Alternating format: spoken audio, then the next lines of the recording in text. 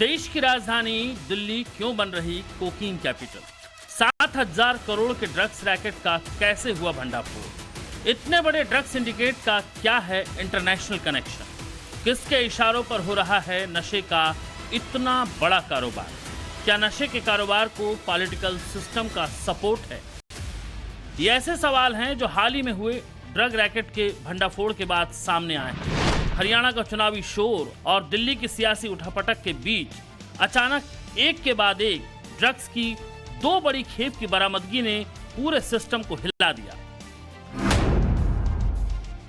3 दिन पहले यानी 10 तारीख को दिल्ली पुलिस की स्पेशल टीम नई दिल्ली के रमेश नगर से 200 किलो ड्रग्स की बरामदगी करती है। 200 किलो ड्रग की मार्केट वैल्यू थी 2000 करोड़ रुपए। जिस किसी ने इस ड्रग की कीमत सुनी वो हैरान रह गया। तस्करों ने 2000 करोड़ की इस कोकीन को नमकीन के पैकेट में डिलीवरी के लिए बाकायदा सील पैक करके रखा था। इंटरनेशनल ड्रग तस्करी के इस रैकेट को कितना फुल प्रूफ रखा गया था उसका अंदाजा इसी बात से लगाया जा सकता है कि जिस कार से इस कोकीन को सप्लाई के लिए लाया गया था उसमें बाकायदा तस्करों ने जीपीएस सिस्टम लगा रखा था। बीते 8 दिनों में दिल्ली पुलिस की यह दूसरी बड़ी सफलता थी। साउथ दिल्ली के महिपालपुर में 560 किलो ड्रग्स पकड़ी गई थी और उसकी कीमत तकरीबन 5000 करोड़ थी। उसी दौरान आरोपियों की गिरफ्तारी के बाद उनसे पूछताछ में पता लगा कि 6/54 रमेश नगर में ड्रग्स की खेप है। यहाँ पर करीब 2000 करोड़ की ड्रग्स पकड़ा गया है, जो कि करीब 200 किलो का ड्रग्स था। अब देखिए, ये दिल्ली पुलिस स्पेशल सेल के करीब 8 दिन के बाद दूसरी बड़ी सफलता। इससे पहले दिल्ली के साउथ दिल्ली में महिपालपुर में करीब 560 किलो ड्रग्स पकड़ा गया था, जिसकी कीमत तकरीबन 5000 करोड़ थी। हालांकि उसके अभियान चलाया था, उसको जब पकड़े गए तो 7वें आरोपी को जब गिरफ्तार किया था अलकनाथ को, तो उसकी पूछताछ में पता चला कि यहाँ पर भी करीब ड्रग्स लगाया हुआ है, जो कि यहाँ राजेश नगर में छिपा हुआ। स्पेशल सेल आई और यहाँ पर पकड़ा गया 200 किलो ड्रग्स पकड़ा गया, जिसकी कीमत तकरीबन 2000 करोड़ बताई जा रही है। जिस गोदाम में वो ड्रग्स था, आपको बता दें, वो नमकीन के पैकेट के अंदर रखा हुआ था। और यही नहीं, इस गोदाम में जो ड्रग्स रखा करता था वो व्यक्ति बताया जा रहा है कि वो यूके का रहने वाला था, लेकिन जब स्पेशल पुलिस सेल टीम आई, लेकिन वो तुरंत यहाँ से फरार हो गई। 3 तारीख को 560 किलो ड्रग्स का मिलना, जिसकी कीमत तकरीबन 5000 करोड़ रुपए। फिर 8 दिन बाद 204 किलो ड्रग्स का मिलना, जिसकी कीमत तकरीबन 2000 करोड़ रुपए थी, दिल्ली पुलिस को भी हैरान कर रहा था। ड्रग्स की ये खेप पूछ रही थी कि आखिर इसका कहां इस्तेमाल होना था। मुंबई, दिल्ली समेत इसे कहां कहां जाना था? किन पार्टियों के लिए मंगाई गई थी इतनी ड्रग्स? क्या नए साल के जश्न का इंतजाम हो रहा था या फिर हाई प्रोफाइल आयोजन के लिए आई थी इतनी बड़ी खेप? देश की राजधानी दिल्ली में इससे पहले ड्रग्स की इतनी बड़ी खेप पकड़ाए जाने की खबर नहीं आई थी। नशे का ये कारोबार अंदर ही अंदर कहां तक जड़ें जमाए हुए है और कितने बड़े लेवल पर ये ऑपरेट हो रहा है, इसकी परतें खुली तो पता लगा कि ये कनेक्शन बड़ा है। ये गिरोह अंतर्राष्ट्रीय स्तर पर ऑपरेट हो रहा है, जिसके तार देश के पॉलिटिकल सिस्टम से भी जुड़े हुए पाए गए। ड्रग्स के इस अंतर्राष्ट्रीय सिंडिकेट में इंडिया में जिस मास्टरमाइंड का नाम सामने आया है वो नाम है तुषार गोयल।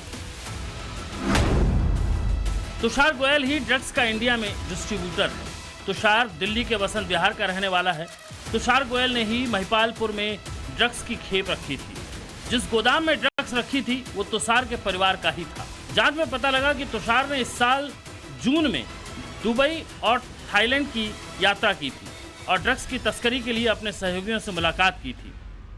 तुषार का कनेक्शन दुबई में बैठे मास्टरमाइंड से है। हजारों करोड़ के इस ड्रग्स सिंडिकेट की जड़ें दुबई के जिस मास्टरमाइंड से जुड़ी हैं उसका नाम वीरेंद्र बसोया है। दुबई में बैठा वीरेंद्र बसोया ही इस इंटरनेशनल सिंडिकेट का मास्टरमाइंड बताया जा रहा है, जो कि एक भारतीय नागरिक है।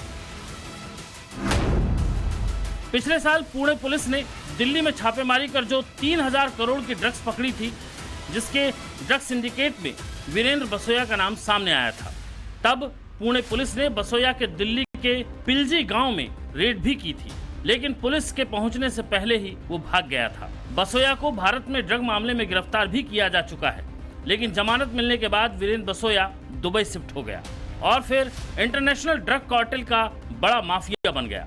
बताया जाता है कि वीरेंद्र बसोया के डी कंपनी से भी संपर्क है। बसोया ने ही पिछले साल यूपी के एक पूर्व विधायक की बेटी से अपने बेटे की शादी दिल्ली के एक शानदार फार्म हाउस में की थी। वीरेंद्र बसोया और तुषार गोयल ये दो बड़े नाम हैं जो ड्रग के इस इंटरनेशनल सिंडिकेट को दुबई से इंडिया में ऑपरेट कर रहे हैं। तुषार गोयल और बसोया पुराने दोस्त बताए जाते हैं। बसोया ने ही तुषार को ड्रग के इस नेक्सस में अपने साथ जोड़ा था। बसोया ने कोकीन की इस खेप की डिलीवरी के बदले 3 करोड़ हर एक कंसाइनमेंट पर तुषार को देने की डील की थी।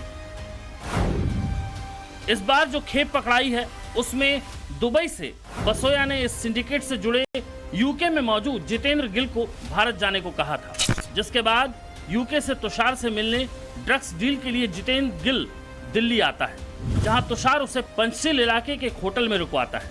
फिर दोनों गाजियाबाद माल लेने जाते हैं और इनकी गिरफ्तारी हो जाती है।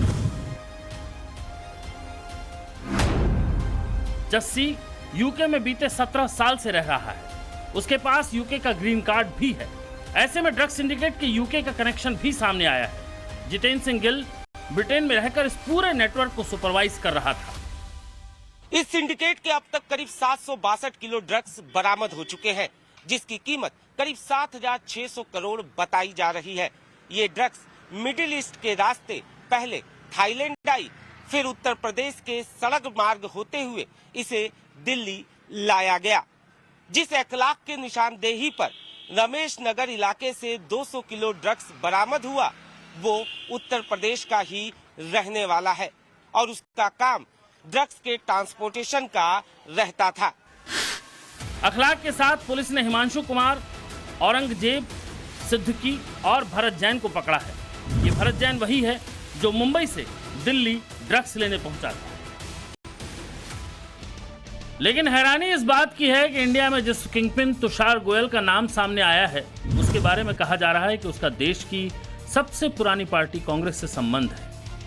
हरियाणा के चुनाव में एक फोटो खूब वायरल हुई, जिसमें तुषार गोयल दीपेंद्र हुड्डा के साथ नजर आ रहे थे, जिसके बाद खूब राजनीति भी हुई।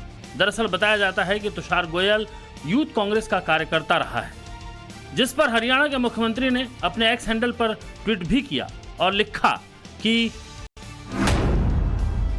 5,600 करोड़ के इस ड्रग रैकेट में कांग्रेस पार्टी और हरियाणा के एक राजनीतिक परिवार द्वारा संरक्षण के सबूत बेहद खतरनाक हैं। इतना ही नहीं, देश के गृहमंत्री अमित शाह ने भी इस मामले पर अपनी प्रतिक्रिया दी थी और लिखा था कि एक ओर जहां मोदी सरकार नशा मुक्त भारत के लिए जीरो टॉलरेंस की नीति अपना रही है, वहीं उत्तर भारत से पकड़ी गई ड्रग्स की 5,600 करोड़ की खेप में कांग्रेस के एक प्रमुख व्यक्ति की संलिप्तता बेहद खतरनाक और शर्मनाक है।